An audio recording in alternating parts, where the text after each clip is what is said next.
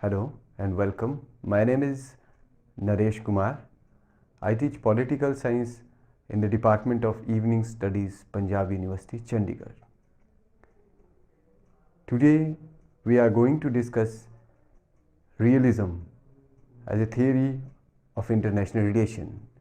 Realism is one of the oldest theory of international relations, which has its roots in the writings of the ancient Greek writer, historian Thucydides.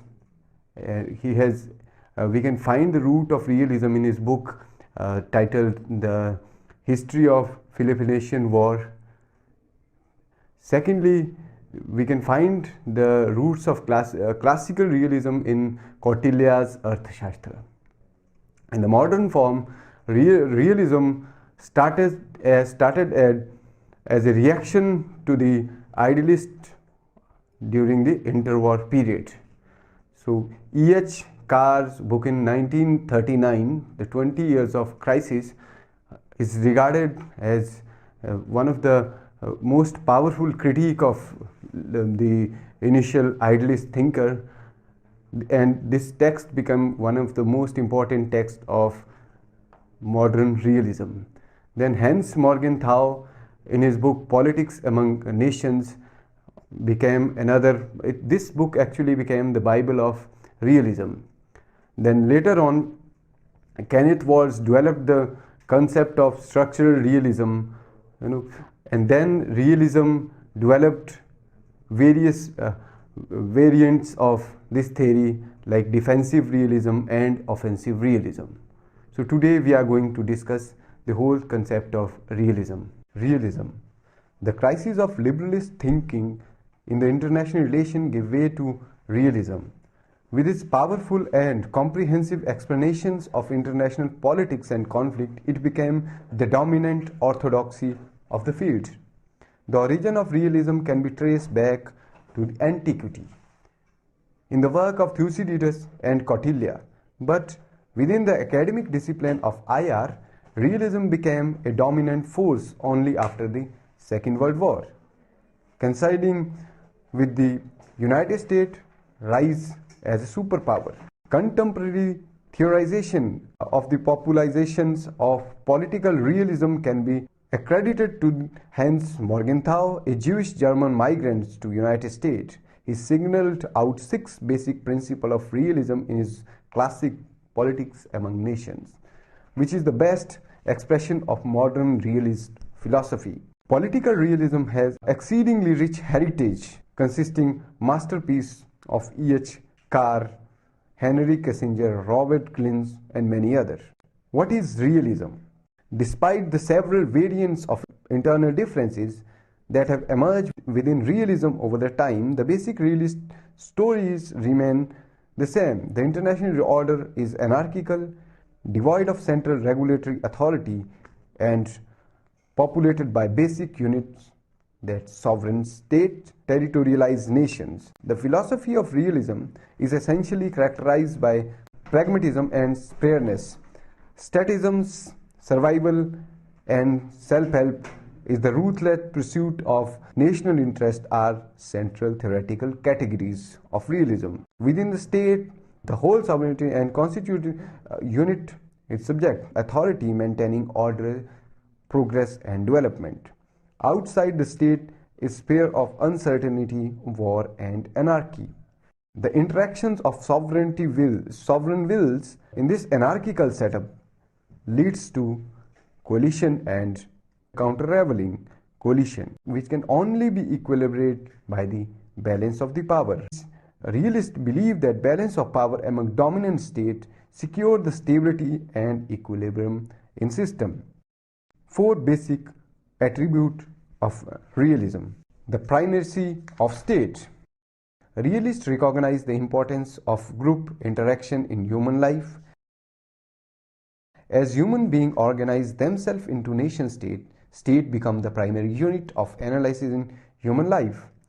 They are viewed as rational unitary actors. Realists do not deny the existence of non-state actors, flows and network in the international system. However, They hold on the view that these actors are subordinate to the state, since the latter retain the legal power to regulate and even terminate the activities of the former within the territorial boundary of the state. The state is also viewed as having distinct legal or international personalities that separates it from the other organization. It is essentially a security organization. Realists have strongly rebut the claims that globalization and modern technology have turned the state redundant. They argue, in contrast, that even though state power is lost to the organizational rivalry of some areas, it discovered strength in many new ones, and more importantly, it still retains the sole responsibility to maintain security and order. Therefore, the importance of state in international politics remain uncontested. The second assumption is international system as an anarchy. Realism is based on the claim that international system is anarchical, meaning that there is no central regulatory authority to keep law and order. States are understood to be self-help unit, having responsibility to protect their territory and population against the possible attack by outside states. While anarchy does not theoretically foreclose the option of collective security, realists believe that it would be unwise of state to plan their security by external guarantees. There is no systematic account of anarchy in classical realism. The classical realists believe that states' obsessions with power and security form human nature. In the absence of effective central authority, international system is characterized by utter insecurity. Hence, state must guarantee their security before anything else.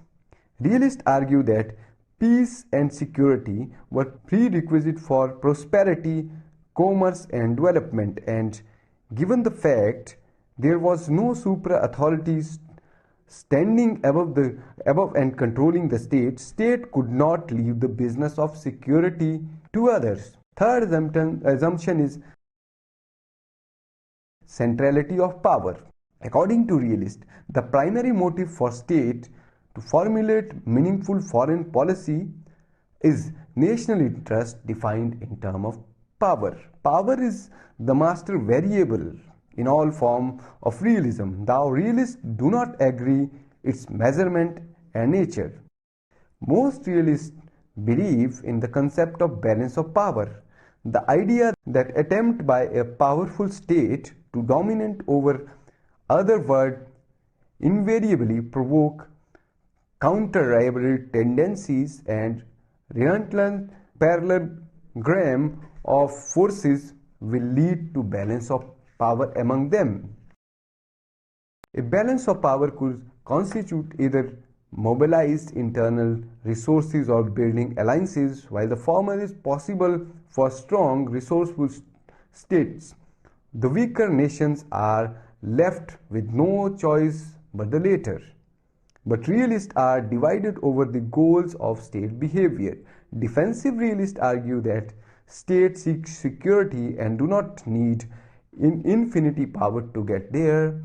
Offensive realists disagree and contend that state must aim maximization of power rather than optimal security. It is theoretical, almost impossible to settle this debate within the paradigm itself. The only exception in realist devotion to balance of power is the power transition theory. Scholars like Organsky, Robert Klimp argue that in every epoch, systems are stabilized by a hegemonic state and not by the balance of power between great power. The next assumption is pragmatism as morality. Realism has been routinely criticized for its apparent immoral and immoral characters. However, realists insist that realism has certain underlying sense of morality with national security being its fundamental values. Realism differentiates between personal and national security. For realists, security or national security pre-attempt other fundamental norms, as it provides a very foundation of a healthy and productive society. An edifice of national security is built upon the prior search for personal security. The philosophical defense of this position comes from Thomas Hobbes, who saw state as only solution to the problem of domestic insecurity and disorder. Modern realists understood better the dilemma that Hobbesian solution has created for mankind. Security to citizen within comes with insecurity of people without. However, realists argue that there is a convenient instrumentalities in response to demands of international anarchy and guarantee the security of others, and it is therefore not necessary to jeopardize the security of the citizen by going back to unbearable anarchy of state nature within. There are some crises of realism. Classical realism, however, did not go uncontested within the discipline. The first major challenge that startled the realists come from the behavioral revolution in the IR. Behavioralism questioned the methodological inadequacy of realist schools. The second crisis comes from the interdependent scholars and pluralists, who was more serious. The interdependence thinkers like Cohen and Nair rejected the claim that global system was anarchical. The state were obsessed with power and only actor who mattered in international politics. They argued instead that the international system was marked by a complex interdependence based on constant interaction among state and non-state actors. The next crisis took form of dependency theory. They challenged the mainstream IR theories for lacking staple the political economy. They did not describe the role of state altogether, but subordinated state activities to the constraint imposed by the existing nature of political economy. The dependency scholar took structuralist view of international system. They took the international structure as essentially capitalist, divided into core and periphery part, defined by the degree of development and development of modes of production. The core consisted the great power, while the periphery include vast majority of the third world stage. By the end of 1970s, realism bounced back. The counteroffensive come from the three distinctive sources. The first and foremost was Kenneth Walsh published The Theory of International Relation in 1979 that makes most authoritative statement of structural realist position, popularly dubbed as neorealism. Second, Robert Limb developed the hegemonic stability theory, which provide distinctive political economic perspective to realism. Third, Stephen Cancer developed complex theory of regime that sought to accommodate within realism and its power-centric explanatory framework the role of institution, norm and practices. By the late 80s, realism reclaimed its dominance within the discipline and dictators were surely on defensive. Yet, neorealism did not resolve as many problems as it created for the predecessors. Neorealism of Kenneth Walsh. Neorealism primarily based on the philosophy of classical realism. It had three sources. The first and obvious source was political realism itself. The second source of neorealism was structuralism. Structuralism is a complex approach which suggests that every human action consciously participates in visible structure. Therefore, it was inadequate and superficial to examine only individual actors. The third source was somewhat indirect, located in gradual development of economic perspective in the study of IR over 1970s and 80s. incorporation of international political economy as an independent variable, the challenge to realism by the interdependency model and dependency theorist conceptualization of the world system as a global capitalist structure influenced the emergence of neorealism. John Garland has found Walters to mirror the structural perspective of Wallerstein. The most powerful and influential statement of neorealism come from Kenneth Walt. He sought to rescue the fledgling fortune of classical realism by substituting it a new variant structural realism. Walter's structural neorealism perspective is contain the following propositions. Number one, a system comprises a structure and interaction unit. Structure is the system-wide component that provides identities to the system as a whole. Secondly, how international unit relations and the way units are organized and positions is the property of system unrelated to unit level factor. Third is structure of the system act as constraining force, creating a certain fixed parameter for action. Hence the system theories exposit and predict given system. Walter's concept of political structure consists three analytical components.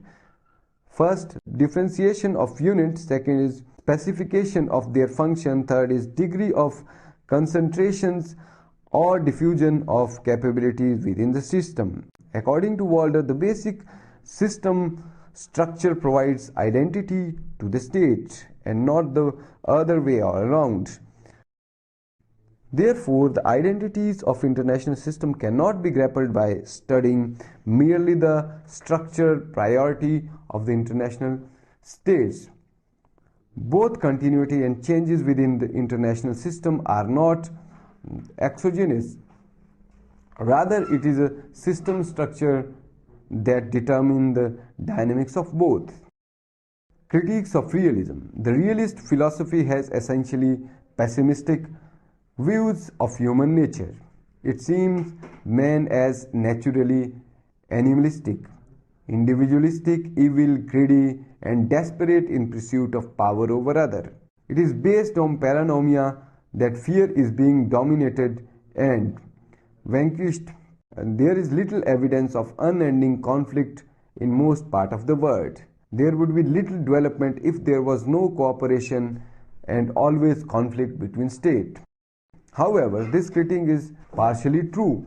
For great power, behavior of world politics is often based on realist perspective. Moreover, realists are not arguing that conflict would necessarily erupt. They talk more in terms of conflict potential and dynamic influences of state. States are both rational and social, and unlike individuals, have legitimate interest in other can recognize and respect, and find observing a principle of reciprocity in their mutual rational benefit to them. The notion of benefit is not necessarily as narrow as the realists tell us. Mutual recognition, respect, legitimacy of idea are equally potent benefit for the state.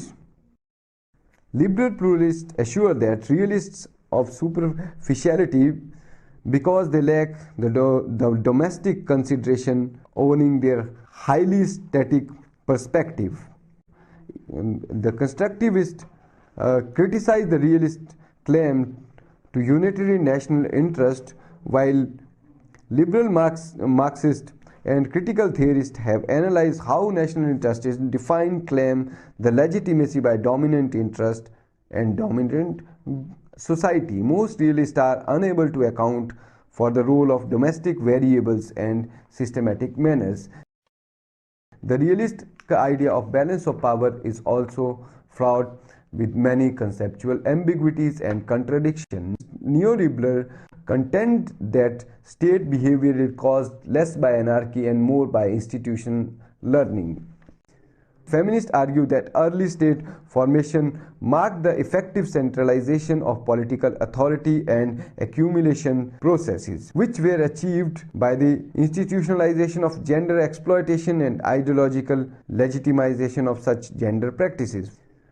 Feminists have also argued that structure of international system is gender hierarchical and not anarchical. For many feminists, the deep structure of international politics is gender divided. Gender inequality within state are constitutive and aggressiveness in international relation, and gender subordination rather than power competition among states is a constant part of human nature and defining motor of international interaction. As we have seen in the presentation, that realism is not a single theoretical ideas, but there are different set of ideas associated with realism. Modern days realism has gained from other elements of different theories, like nowadays neorealism is one of the most prominent theory of realism, and offensive defensive realism are also playing very important part.